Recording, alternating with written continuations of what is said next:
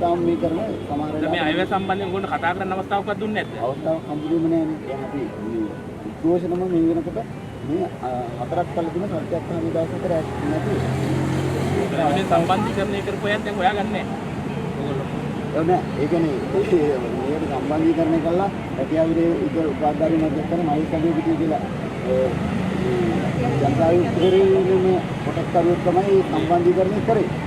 ඉතින් එතුමත් නෑ එතුමා රජයෙන් පත්වීමක් දීලා මේ තරුණ සේවා සභාවේ එතුමා ඒක අරගෙන ගිහිල්ලා ඒක සම්බන්ධීකරණය කතා කරන්නේ මොකක්වත් නැහැ. කතා කරන්නේ කිසිම කෙනෙක් නෑ.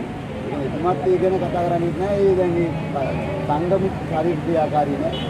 ඒක නිසා දැන් අතරම අපි ඉතින් තමයි මේ විදිහට මේ ආසාවට නෙවෙයි. ඒ රෑ මధుරෝ කාගෙන අවුල මේ කරගෙන මෙතන නැගිනහිර ළමයි ඉන්නවා. අර දකුණේ කොනේ ළමයි ඉන්නවා. එතන සමහර වෙලාවට සත්‍යග්‍රහ භූමියේ ඉඳලා ගිහිල්ලා ඒගොල්ලෝ කිලෝමීටර් 20 30 පයින් ගිහපු ළමයි. ඉතින් මේ දුෂ්කරතා කරන මෙහෙමන්නේ ඒගොල්ලෝ ජීවත් වෙන්න විදියක් නැති. ඒ කියන්නේ මේකට එන්නත් දැන් අද සමහර ළමයින්ට ඒ තුරුමැදෙහිම එන්නේ සමහර වීයක විකුණන ගෙවල් වලින් සල්ලි දෙන්නේ. බාහිර මෙතනදී දෙමාපියෝ කිව්වේ හරි අම ඒ කියන්නේ ඒගොල්ලෝ තතන ඉන්නේ උපාධාරී තුන්දෙනෙක්ගේ නම්ම කෙනෙක් අදලා මේ ආණ්ඩුව හැදුවෙම උගතුන්ගේ උපාධිධාරකෙන් හදපු ආණ්ඩුවක් හැටියට ඕගොල්ලෝ පාරේ ඉන්න ඕන කට්ටියක් නෙවෙයි. ඉතින් ඒ වෙනුවෙන් සාධනීය වැඩිවීමක් කරන්න අපිට පුළුවන් අයියේ අපි සූදානම්. අපි ඕගොල්ලොත් එක්ක ඉන්නවා මේක ප්‍රශ්නේ වවාගෙන කන්නවත් ඕගොල්ලෝම මේ පාරට දාලා මේ ආණ්ඩුව අපහසුතාවයට පත් කරන්නවත් මොකටවත් මම හිතන්නේ මෙතන ඉන්න අය මේ ආණ්ඩුව අපහසුතාවයට පත් කරන්න ආපු අය නෙවෙයි. ආණ්ඩුවෙන් සහනයක් බලාපොරොත්තු වෙලා මේ මම හිතන්නේ මේ රටට ඕගොල්ලෝ ගෙනියන්නේ නැද්ද බැලවත්තට ජනාධිපතිවරණයට කලින් මේ ජනාධිපතිවරයා පත් වෙන්න කලින් ඔයගොල්ලෝ පැලවත්තට ගිහිල්ලා මේ ඉල්ලීම් කරා. ඒ වලට පොරොන්දු වුණා. එතකොට පළවෙනි දේ තමයි පොරොන්දුවක් දෙනකොට ඒක රකින්න එක නායකයෙක්ගේ ගොඩක් හොඳ ලක්ෂණයක්. හැබැයි ඒ නායකයාට සිද්ධ වෙලා තියෙනවා දැන් තමයි නායකයා වෙලා ජනතාව පාර්ලිමේන්තුවේ තුනෙන් දෙහෙකුත් දීලා. ඒන ජනතාවාදී කියන පළවෙනි අයවැයේ උපාධිධාරීන්ව පාරට දාලා මෙතන වැඩක් ගහලා පොලිසියෙන් මේ ආයි නැවත මර්ධනය කරන්න ඒක ඉතාම ඛේදවාචකයක්. අපි දකින්නේ. ඉතින් අපි විශ්වාස කරනවා ඔයගොල්ලෝගේ අයිතීන් වෙනුවෙන් ඔයගොල්ලෝගේ අනාගත වෙනුවෙන් අපිට කරන්න පුළුවන් උපරිම කැපවීම අපි කරනවා. අපිට දෙන්න පුළුවන් සහාය අපි දේශපාලන ව්‍යාපාරයක් හැටියට දෙන්න සූදානම්. අපි විශ්වාස කරනවා මේක අද මෙතන නැති වුණත් يعني මෙතනින් බැරි වුණත් මෙතන පොලිසිය දාලා මර්ධනය කළා මේක නවත්තයි. හැබැයි ඔයගොල්ලෝගේ ආර්ථික ප්‍රශ්නේ විසඳෙන්නේ නැහැ. ඔයගොල්ලෝගේ බඩගින්න නිවෙන්නේ නැහැ. ඔයගොල්ලෝගේ මෙතන ඇති දරුවෝ ඉන්නයි. ඒ අයගේ ප්‍රශ්න විසඳෙන්නේ නැහැ. ඉතින් ඒ සාධාරණ ඉල්ලීම් වෙනුවෙන් ඔබත් එක්ක ඉදිරියට සටන් කරන්න දැන් මේ අය සම්මත කරලා අවසන් කරගනීවි. නමුත් ඒ වුණත් පාර්ලිමේන්තුව නැවත කැඳ වෙනවා. ඒ අවස්ථාවක හරි මේ වෙනුවෙන් මැදිහත් වීමක් කරන්න මේ ආණ්ඩුවට බල කරන්න ඕනේ. ඒක බල කරන්න ඕනේ මේ ආණ්ඩුව කඩාකප්පල් කරන්න නෙවෙයි. මේ සමාජයේ කඩාකප්පල් කරන්න නෙවෙයි. මේ පාරවල් බ්ලොක් කරලා සටන් කරන්න නෙවෙයි. අපිට අවශ්‍යයි ඇත්ත ප්‍රශ්නෙට උත්තරයක්. ඉතින් ඒ වෙනුවෙන් අපිට දෙන්න පුළුවන් උපරිම සහයෝගය දෙන්න බලාපොරොත්තු වෙනවා. මම හිතන්නේ ප්‍රධාන වශයෙන් ඔයගොල්ලෝ දෙන ඉල්ලීමක් තමයි මෙතන දැන් ඉන්නවා 35000කට ආසන්න උපාධිධාරීන් ප්‍රමාණය. ඒ උපාධිධාරීන්ට තමන්ගේ උපාධියට ගැලපෙන රැකියාවක් අනිවාර්යයෙන්ම හම්බෙන්න ඕන. ආර්ථික මාර්ගයක් හැදෙන්න ඕනේ පළවෙනි දේ. දැන් අලුතෙන් මම හිතන්නේ ඒගොල්ලෝ යෝජනා කරලා තියෙන වල නැවත විභාග ලියන්න කියලා යෝජනා කරලා තියෙනවා. ඒවල මම හිතන්නේ වයස සම්බන්ධයෙන් ප්‍රශ්නයක් තියෙනවා. දැන් අවුරුදු 5ක් තිස්සේ මේ උපාධිධාරීන් පාරේ ඉන්නවා. ඒක දැන් අවුරුදු 5ක් තිස්සේ ඔයගොල්ලෝ ඉන්නවා නම් 25න් 30න් විතර උපාධිය අරගෙන ඇවිල්ලා දැන් වයස තිබව කීයක් තියෙන එක්සෑම් එක ලියන්න. දැන් මෙතන ඇති උපාධිධාරීන් 35 40 වෙච්ච උපාධිධාරීන් නැති. දැන් ඒ අයට තියෙන විසඳුම මොකක්ද? මේ අයගේ වරදක් හින්දා නෙවෙයි ඔයගොල්ලෝ මේ රැකියාවට යන්න බැරි. ඒතකොට ඒ අයට එහෙම නම් වයස සීමාව ඉස්සරහට දාලා දෙන්න ඕනේ. එහෙම නැත්නම් අර කලින් පොරොන්දු වෙච්ච ආකාරයට වයස සීමාවක් නැතුව උපාධිධාරියෙක් නම් මේ සමනේ ඔයගොල්ලෝ කාලයක් ඉස්සර කරගෙන ආවනම් ඔයගොල්ලන්ට පත් වීම දෙන්න අවශ්‍යයි. ඉතින් ඒ වගේ සාධනීය වැඩිහත් වීම අපි රජයෙන් බලාපොරොත්තු වෙනවා. මේක මෙතනින් නවතින සටනක් නෙවෙයි. ඕගොල්ලෝගේ රැකියාව ටික හම්බෙලා ඒ උපාධිධාර රටේ ඉන්න බුද්ධිමත් මිනිස්සුන්ට රටට වැඩ කරන්න මේ ඔයගොල්ලෝ අයිති ඉල්ලන්නේ නේ. මේ අයිති ඉල්ලන්නේ නිකන් අපිට කන්න සල්ලි දෙන්න එපයි කියලා නෙවෙයි. මොනවද අස්කසුම ඉල්ලන්නේ මේ උද්ඝෝෂණය කරන්නේ. අපිට රස්සාවක් දීපල්ල වැඩ කරන්න මේ රටේ. ඒකනේ කියන්නේ මේ. දැන් මේක සමාජ මාධ්‍ය ඇතුලේ වෙන තැන්වල විවිධාකාරයට අර්ථකථනය කරනවා. උපාධිධාරීන් හැමදාම පාරේ නේ. දැන් ඔයගොල්ලොත් එක්කම පින්පඩි ගන්න ඒවා මේ පින්පඩි නෙවෙයි ඉල්ලන්නේ. අපි උගත් අපිට අධ්‍යාපනයක් තියෙනවා මේ අපේ අධ්‍යාපනයේ මේ රට වැඩක් කරලා. ඒකනේ මේ ඉල්ලන්නේ. ඒකට ඒ හද සමාජගත වෙන්න ඕනේ. නැත්නම් මේ දේශපාලනය ඇතුලේ ඉතාලම නරක විදිහට මේවා සෝෂල් මීඩියා ඇතුලේ වෙන වෙන තැන්වල එළිය සමාජය මේවා විකෘති කරනවා. ඒ නිසා මේ වටිනාකම් ටික තේරුම් ගන්න ඕනේ. පළවෙනි දේ තමයි මේ ආණ්ඩුව නොදන්නවා වෙන්න බෑ. මේ ආණ්ඩුව යන වැරදි IMF ගමනක් තියෙනවා. ඒක අතට ඒගොල්ලෝ කැමති නෑ උපාධිධාරීන්ට රැකියාව දෙන්න. ඒ වගේම මේ රටේ ඉන්න දක්ෂම හොඳම මිනිස්සු ටික පිටරට යවනවා. ඒතර මේ රට සම්පූර්ණයෙන්ම කඩා වැටෙන තැනට තමයි මේගොල්ලෝ ගෙනියන්න සූදානම් වෙන්නේ. ඒක නවත්තන්න අවශ්‍යයි. අපි පැහැදිලිවම මම කලින් කිව්වා වගේ ඔයගොල්ලොත් එක්ක අපි මේ සටනේ ඉන්නවා. ඔයගොල්ලන්ට සහයෝගය ලබා දෙනවා. අපි විශ්වාස කරනවා මේක මෙතනින් නවතින්නේ නැති වෙනවා. මේක ඉදිරියටත් ගෙනියන මේ ආණ්ඩුවටත් බල කරලා ඉල්ලා සිටිනවා. මේ උපාධිධාරීන්ගේ හඬට සවන් දෙන්න. මේ හඬට සවන් දෙන්න නෙවෙයි. ඔබ පොරොන්දු වෙච්ච දේ. නේ? ඔබට පොරොන්දුවක් වුණා. බලවත්තේදී ජනාධිපතිවරයා වෙන්න කලින් මේ ආණ්ඩුව ඔබට පොරොන්දුවක් වුණා. ඒ පොරොන්දුව ඉෂ්ට කරන්න. අඩුම සාකච්ඡාවක් දෙන්න. නේ? අඩුම සාධනීය විස්තුන් ටිකක් දෙන්න. අඩුම කියන්නේ මේ අයවෙන් අපිට දෙන්න පුළුවන් 35000ම දෙන්න බෑ. එහෙනම් මෙච්චරක් දෙන්න පුළුවන් අපිට. මෙන්න කෝට එක. මෙන්න දෙවෙනි අවුරුද්ද. මෙන්න තුනකදී විසඳනවා මේක. සාධාරණ දෙයක්. ඒ වගේම තමයි දැන් වයස සීමාව දාලා එක්සෑම් ලියන්න කියලා මේ අර නොකරන දීගෙට පොන්දුරු තෙල් හත්පට්ටකුයි තව ටුට්ටක් හොයන්න තමයි හදන්නේ. මේ උපාධි කරලා.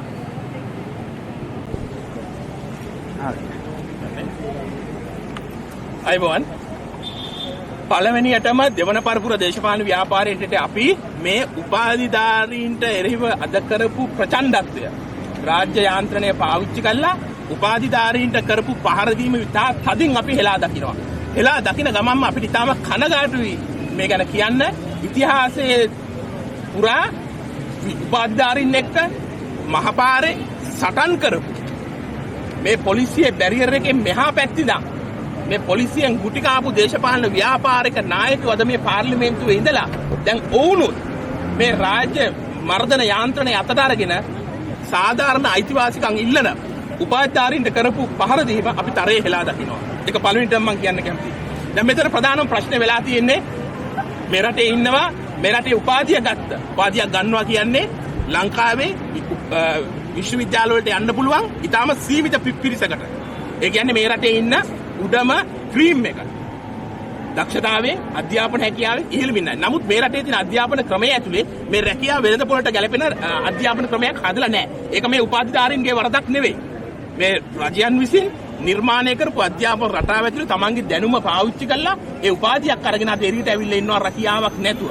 ඒතකොට රජයට වගකීමක් තියෙනවා විශේෂයෙන්ම මේ දියවන්නා වූ උගතුන්ගෙන් පුරවමු කියපු ආණ්ඩුවක්. මේ උපාධිධාරීන්ගෙන් දියවන්නා වූ පුරවමු කියපු ආණ්ඩුවක්. ජනතාව ඒකට ඡන්දි දුන්නා. මේ උපාධිධාරීන් මේ වෙනුවෙන් වැඩ කරා.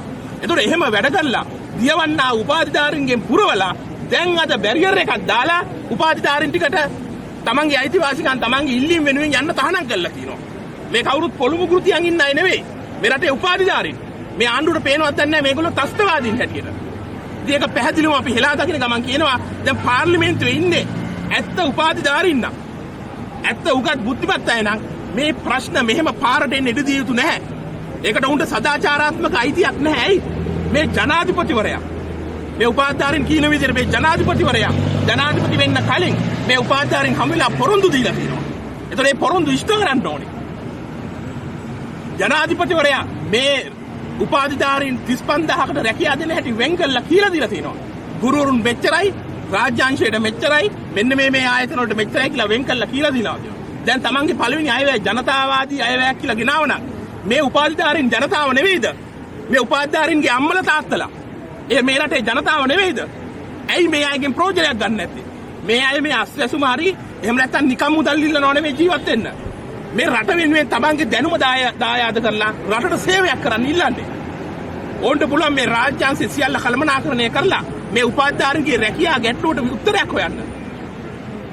මේ අයට විවිධ ශේෂ්ත්‍රයන්හි විවිධ පැතිවල මේ ආර්ථික අවස්ථා හදලා දීලා මේ දැනුමෙන් මේ ශක්තියෙන් ප්‍රයෝජනයක් ගන්න ඕනේ. ඒක ගන්න බවක් අපිට පේන්නේ ඇයි? තාම දුවන්නේ අර වික්‍රමසිංහ මහත්තයාගේ IMF ප්ලෑන් එකේ. IMF එකේ ප්‍රධාන යෝජනා මොනවද? මේ රජයේ ඉන්න රාජ්‍ය සේවකයන් අඩු කරන්න, උපාධිධාරීන්ගේ රැකියාව ටික සීමා කරන එක, උපාධිධාරීන් රැකියාව වලට බඳව ගන්න එක සීමා කරන එක, අවසානයේ රාජ්‍ය දුර්වල කරන එක. දැන් මේ රටේ ජනාධිපතිවරයාට මේක තේරෙන්නේ නැත්තම් කාටද මේක තේරෙන්නේ? එනිසා අපි පැහැදිලිව කියනවා මේ රජයට මේ උපාධිධාරීන් පාරේ තියන්න එපා. දැන් දවස් 4-5 තිස්සේ සති ගානක් තිස්සේ මේ උපාධිධාරීන් පාරේ. ඔබ ඉතිහාසයේ මේ ජනතා විමුක්ති පෙරමුණ නැවති පක්ෂයෙන් බිහි වෙච්ච නායකයෙක් නම් ඔබ කැලණිය විශ්වවිද්‍යාලයේ උපාධිධාරියෙක් නම් ඔබට මේ උපාධිධාරීන්ගේ ප්‍රශ්නය තේරෙන්න ඕනේ. ඒකට සාධාරණ විසඳුමක් දෙන්න ඕනේ. අවම සාකච්ඡාවක්. එක රැයෙන් මේක විසඳන්න පුළුවන් කියලා අපි කියන්නේ නැහැ. මේ උපාධිධාරීන්ත් එහෙම ඉල්ලන්නේ නැහැ. එක රැයෙන් මේ ප්‍රශ්නේ විසඳන්න කියලා. හැබැයි කොටස් වශයෙන් අවම මේක විසඳන්න සාධාරණ සැලැස්මක් දෙන්න මේ උපාධිධාරීන්ට. සාධාරණ උත්තරයක් දෙන්න. අපි පැහැදිලිව මේ ආණ්ඩුවට කියනවා මේ උපාධිධාරීන් ඉල්ලන උත්තරේ බැටන් පොල්ලෙන් කඳුළු ගෑස් වලින් දෙන්න ලෑස්ති වෙන්න එපා. මේ බැටන් පොල්ලෙන් කඳුළු ගෑස් වලින් දීලා ඉතිහාසයේ ගෙවල් වල ගිහපු පාලකයන්ගේ ඉරණමට ඔබතුමාපත් වෙන්න එපා කියන එක අපි ආදරණීයව ඉල්ලා සිටිනවා. ඒ නිසා දෙවන පරිපූර්ණයට පැහැදිලිව කියනවා මේ උපාධිධාරීන්ගේ සටන අවසන් වනතුරු අපි ඔවුන් එක්ක ඉන්නවා. අවසන් උපාධිධාරියටත් රැකියාවක් හම්බෙලා අනාගතයේ දවසක ඔබගේ ආණ්ඩුවෙන් හරි උපාධිධාරීන් පාරට නොයට වැඩපිළිවෙලක් හදන්න. දැන් ඉඳන්ම පටන් ගන්න මේ රටේ රැකියාව වෙළඳපොළට ගැලපෙන උපාධි වැඩසටහන. උපාධිධාරියා දෙවන වසර තුන්වෙනි වසර එනකොට රැකියාවක් ඉලක්ක කරලා එයාට ස්කිල් එකක් දෙන්න පුළුවන්. වැඩපිළිවෙලක් දැන් ප්‍රායෝගික වැඩපිළිවෙලක් විශ්වවිද්‍යාලයට ගේන්න. ඒ ප්‍රශංසකම් වලට යන්න. එතකොට ඔබට ඉතිහාසයෙන් මේ 35000ට තව එකතු වෙන අය අඩු කරගන්න පුළුවන්. දැන් මේ 35000 මේ රටේ මිනිස්සු නෙවෙයි කියලා හිතලා පාරට තල්ලු කරලා අත පිහදා ගන්න ලෑස්ති වෙන්න එපා. ඒක කලින් රාජපක්ෂ ආණ්ඩුවෙන් කරා. ඒක කලින් වික්‍රමසිංහ ආණ්ඩුවෙන් කරා.